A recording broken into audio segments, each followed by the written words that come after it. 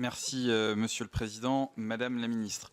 Alors, moi, je vais parler plus avant du programme 112, mais tout d'abord sur la petite partie introductive quand même, dans la continuité de ce que notre collègue Jacques Fernic a pu évoquer, mais on a eu l'occasion d'en échanger mercredi dernier lors du débat organisé au Sénat sur les finances publiques locales. On sait très bien que l'objectif principal de votre gouvernement, c'est la réduction du déficit qui a été très largement creusé par les décisions de vos prédécesseurs. Et la réalité, c'est que les collectivités n'ont aucune responsabilité dans ce déficit. Sur la dette, elles ont une part marginale, mais elles n'ont pas de responsabilité dans le déficit.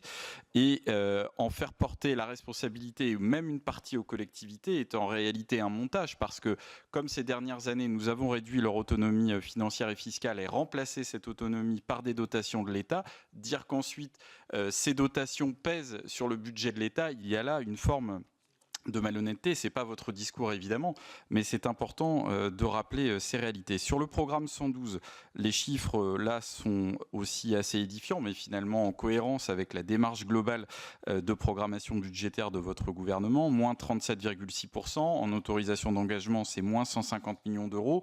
Alors on est, c'est vrai, sur de l'ingénierie, et donc on peut peut-être se dire de façon très cynique que comme on va couper une bonne partie des crédits aux collectivités, qu'elles vont moins investir. Par la force des choses, elles ont moins besoin d'ingénierie et de soutien en la matière.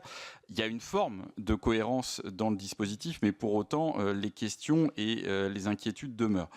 Sur l'ANCT, le rapporteur l'a évoqué, 18 millions d'euros de moins, c'est plus de 20% de diminution, alors même que les besoins d'accompagnement des collectivités, en particulier des petites communes, les communes de moins de 1000 habitants, restent très importants, même dans le contexte que nous connaissons de raréfaction de la ressource publique. Sur la FRR, je ne m'étendrai pas parce que les questions et les interrogations étaient bien posées, en particulier par le président de la commission et par le rapporteur. Nous partageons cela et le besoin de visibilité pour les collectivités, en particulier qui ne seront concernées que jusqu'en 2027. Sur Village d'avenir, quand même, là aussi, des discours très volontaristes, mais des interrogations en fonction des réalités locales. Si je prends l'exemple du Morbihan, que je connais plutôt bien, chef de projet devait être recruté au mois de février. Finalement, au bout de quelques semaines, elle se retire et son remplaçant est arrivé au mois de novembre. Donc, j'espère que les exemples ne se multiplient pas de cette manière-là, parce que la réalité, c'est que pour le Morbihan en 2024, Village d'avenir, c'est quasi égal à zéro. Sur les tiers-lieux, là en lien aussi avec la NCT, 80% de baisse de crédit. Donc je pense que nous serons nombreux dans les prochains jours à nous mobiliser pour faire en sorte que ce soutien justement à ces espaces qui sont indispensables, notamment dans les territoires ruraux, puisse bénéficier du soutien attendu.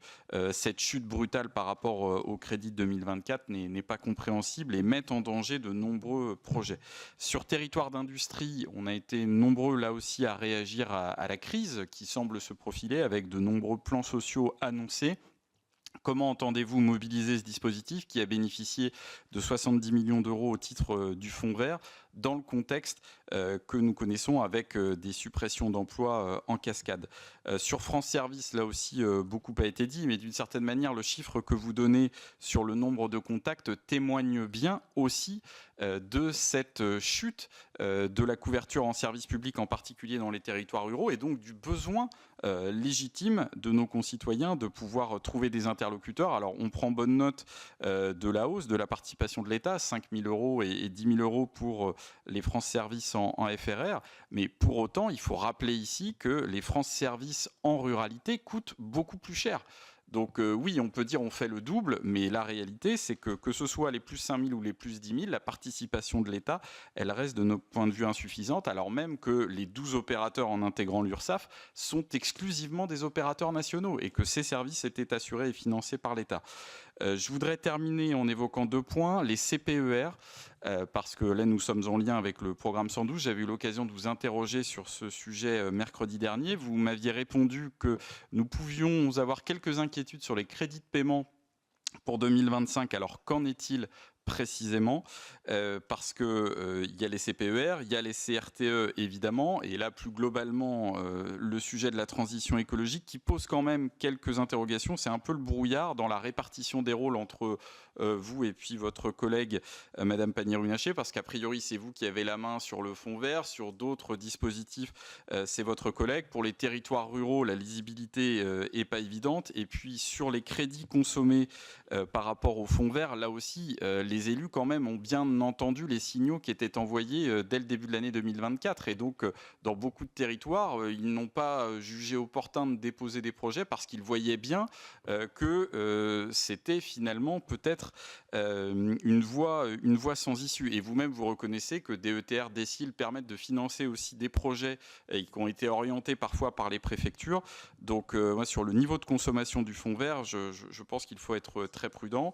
Et donc sur les CPER, moi dans la continuité de la question posée par notre collègue Olivier Jacquin, je vous avais interrogé sur ces mêmes ressources attendues par en particulier les collectivités régionales, sur le VMA déplafonné, sur la taxe de séjour additionnelle. Et puis dernier petit point sur le commerce dans la ruralité. A priori, vous demandez un effort aux CCI, aux chambres de métiers et d'artisanat, alors même que ce sont des interlocuteurs précieux pour les commerces ruraux. Qu'en est-il précisément? Je vous remercie. Je rappelle, effectivement, vous l'avez dit également, ça a été également rappelé tout à l'heure par M. Usna. Je l'ai dit, redit la semaine dernière, en aucun cas le gouvernement conduit par Michel Barnier n'a mis en avant les collectivités comme étant responsables de la situation financière du pays. Je crois que c'est important de le rappeler. Après, effectivement, dans un contexte qui est le contexte financier que nous connaissons, il y a effectivement une demande de participation au rétablissement des comptes publics avec une marche élevée qui est la marche de l'exercice 25 avec une volonté de retourner à 5% de déficit, puis ensuite une trajectoire jusqu'en 2028. Alors à partir de là, il y a effectivement plusieurs éléments qui ont été évoqués alors j'ai vu pas plus tard qu'hier encore André Léniel et évidemment le président Lisnard, et nous avons ensemble revu les différents chiffres. Alors un premier point déjà, c'est que au moment où il s'agira de parler des prélèvements, on parlera des comptes exécutés 24 et non pas de prévision, ce qui avait été un des premiers éléments qui avait été évoqué, si vous en souvenez, au mois de septembre dernier, où les chiffres qui étaient sortis étaient des chiffres qui étaient sortis à partir de prévisions de consommation arrêtées au 30 juillet. Et l'ensemble des services de l'État, notamment la DGCL, ont tous mis en avant le fait que ces prévisions à mi-année se révèlent toujours en fin d'année totalement fausses. Donc je crois que c'est important qu'on se le dise.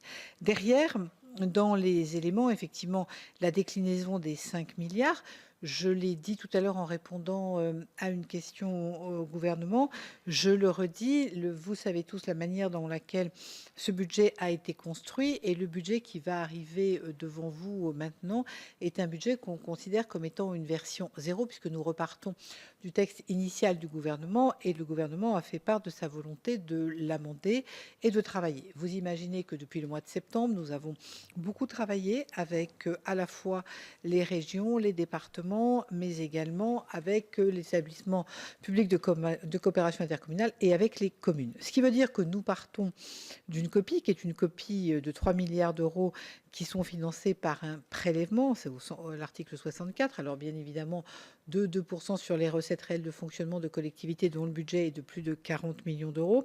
Il y a effectivement cette rétroactivité du FCTVA à 800 millions d'euros, et il y a 1,2 milliard de gel de la TVA et 1 milliard sur le fonds vert. Le fonds vert, j'en ai déjà parlé. Sur le sujet FCTVA, sur le sujet prélèvement, aujourd'hui, je ne dis pas qu'il s'agira de la copie finale, et je pense que le travail que nous aurons à mener, notamment avec le Sénat, sera, j'ai bien sûr rencontré vos rapporteurs, sera de regarder comment nous pouvons travailler. Alors je suis très claire, il y a un bas de page qu'il faut que nous trouvions, c'est-à-dire que bien évidemment, il y a des économies que nous devrons trouver différemment, mais en tout cas, je suis là pour vous dire la volonté du gouvernement de manière très importante, et du Premier ministre en particulier, et il aura l'occasion de s'exprimer sur le sujet dans les jours qui viennent, de travailler avec chacune des strates pour apporter des réponses. Sur le sujet des FRR que vous avez bien voulu évoquer tout à l'heure, il s'applique aux entreprises qui ont été créées ou reprises entre le 1er juillet 2024 et le 31 décembre 2029. Il y a donc bien là une association tout à fait importante. Et comme je l'ai dit tout à l'heure, les communes sont classées jusqu'au 31 décembre 2027. Ensuite, les entreprises créées avant cette date bénéficient d'exonération pendant 5 ans, et avec ensuite 3 ans de manière dégressive. On a donc bien un caractère transitoire qui est très important parce que c'est une question de constitutionnalité. Donc, je me permets d'insister sur cet élément. Monsieur Uzna, vous avez interrogé sur les chefs de projet. Vous avez parlé d'expériences compliquées dans votre département du Morbihan. Nous avons recruté, alors quand je dis nous, c'est pas moi, c'est l'ANCT, a recruté 120 chefs de projet entre fin décembre 23 et fin avril 24. Et malheureusement, il y a eu quelques cas, et je regrette que vous ayez eu à en connaître. Mais pour le reste, les chefs de projet sont engagés, mobilisés, et ils ont en charge 22 à 25 projets. Donc on voit bien que là, il y a clairement des sujets qui fonctionnent. Vous nous avez également interrogé sur les crédits de la NCT. Alors effectivement, il y a une approche qui est une approche budgétaire qui demande un effort. En fait, ce sont les crédits d'ingénierie qui, après être montés à 40 millions d'euros en 2024, passent à 20 millions d'euros.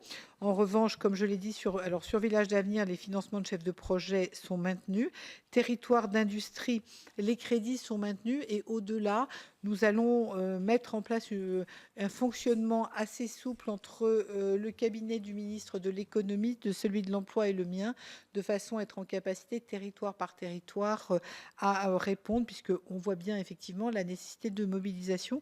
Et je suis très sensible à ce que vous avez dit, monsieur le sénateur, d'autant plus que je pense que nous avons un sujet majeur qui est celui du bassin de vie vécu et de l'entreprise sur le bassin de vie vécu et des conséquences que cela peut avoir, parce que nous savons tous, dans l'expérience territoriale qui est la nôtre, que selon les territoires, la fermeture d'une entreprise n'a pas forcément toujours les mêmes conséquences. Et moi, je suis très sensibilisée, notamment à une partie de notre pays, qui est une partie sur laquelle nous avons des départements. Les cartes de l'ANCT sont extrêmement claires là-dessus, sur des zones de fragilité.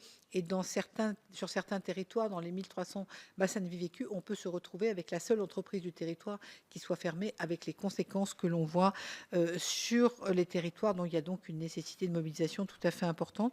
Vous avez interrogé sur la complexité, l'articulation sur ces PER, ces RTE. Moi, je tiens à dire que pour les élus ruraux, et j'oserais dire pour tous les élus, il y a pour moi un correspondant local de référence, c'est le sous-préfet, voire le préfet. Et ça me permet d'aborder un sujet qui a été évoqué tout à l'heure, qui est celui de la décentralisation. Je crois qu'avant de parler d'une grande vague de décentralisation, monsieur le sénateur Chevrollier, on va déjà parler de déconcentration et de regarder comment finalement le représentant de l'État au cœur du territoire a effectivement capacité à répondre aux attentes de nos concitoyens. Parce que pour échanger régulièrement avec le maire, lui, il connaît le sous-préfet, il connaît le préfet, et c'est eux qui finalement sont en quelque sorte ceux qui font les mises en réseau à l'échelle du territoire.